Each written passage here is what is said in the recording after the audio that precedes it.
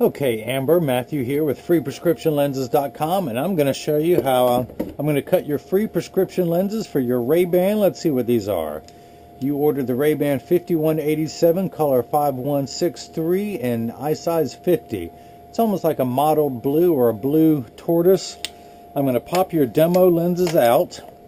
Let me move your case so nothing gets spilled on it. I'm going to trace your very beautiful frame in my Santinelli LE1000 patternless edger.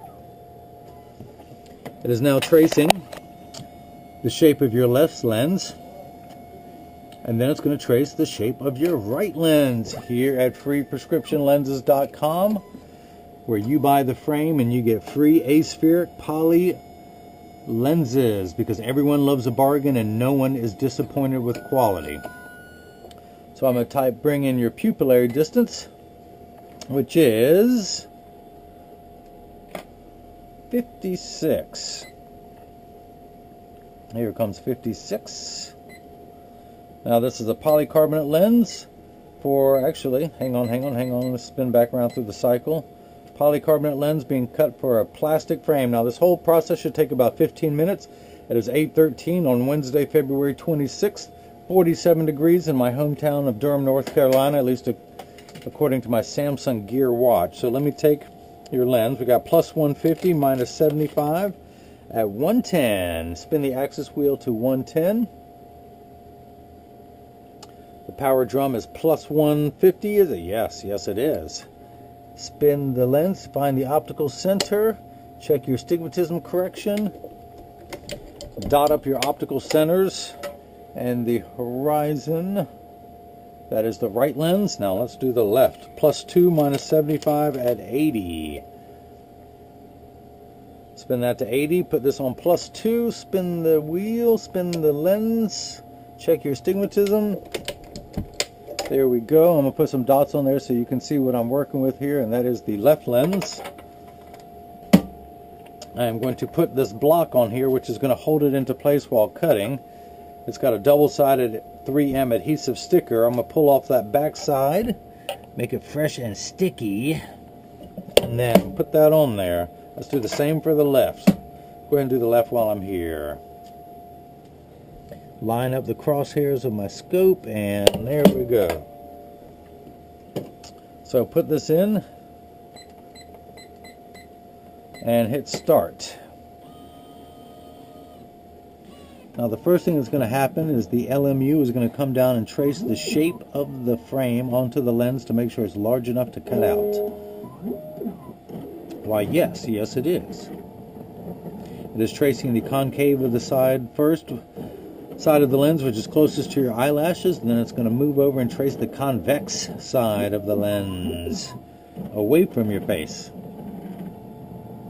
The cutting wheel is actually at the bottom here. There's this wheel on the left, which is a lighter color than all the rest.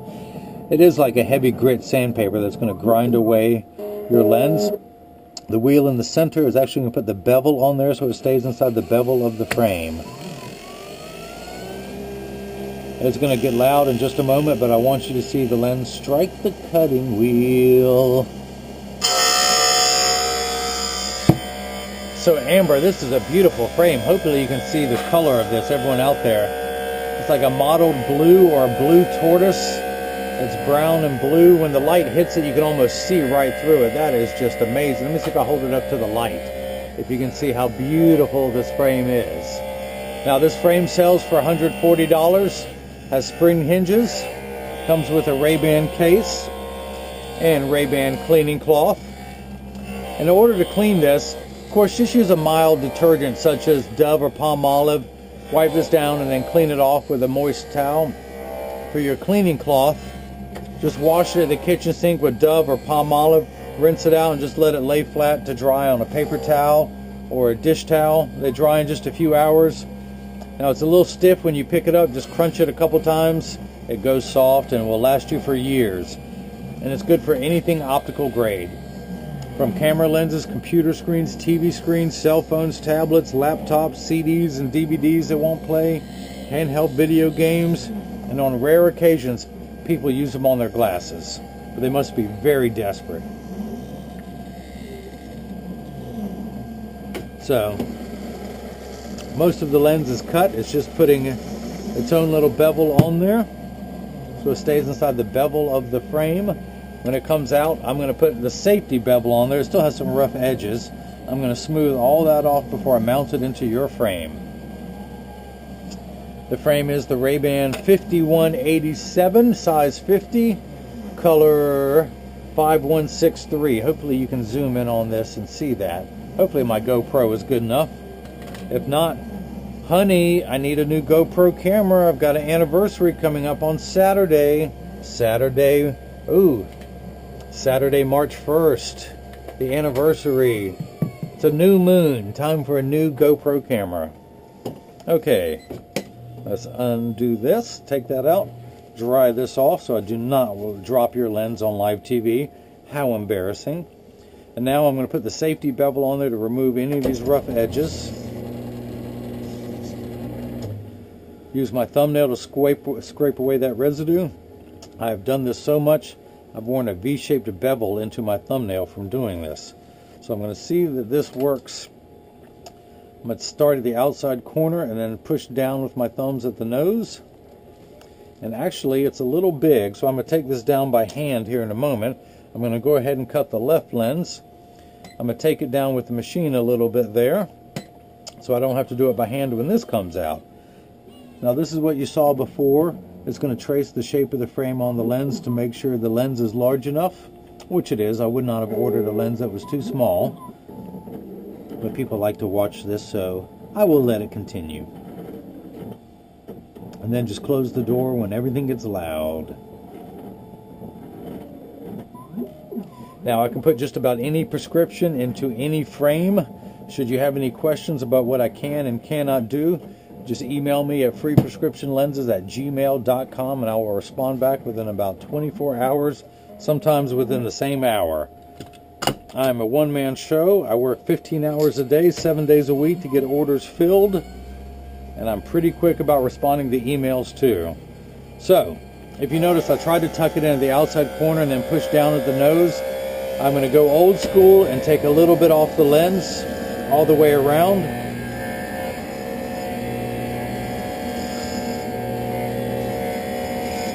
Until it fits into the frame.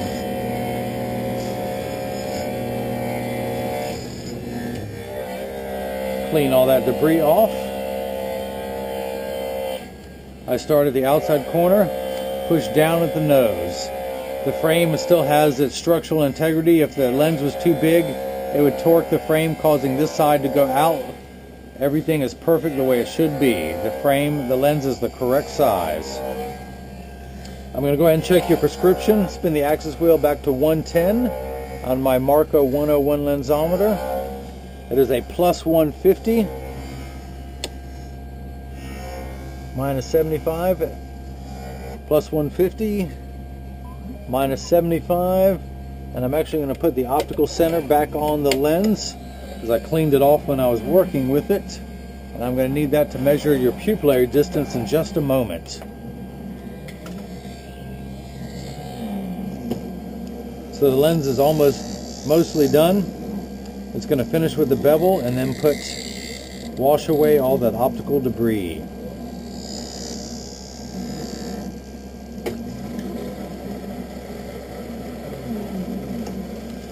Now this unit is one of the nicest edgers on the market today. There's several brands. I won't mention the ones that cost less. This is the Santinelli LE1000. Runs about $30,000. I recommend everyone go out and get one. It weighs about 200 pounds. Put it on your kitchen table and then you can cut lenses at home and eliminate me. Now you can just do it all yourself.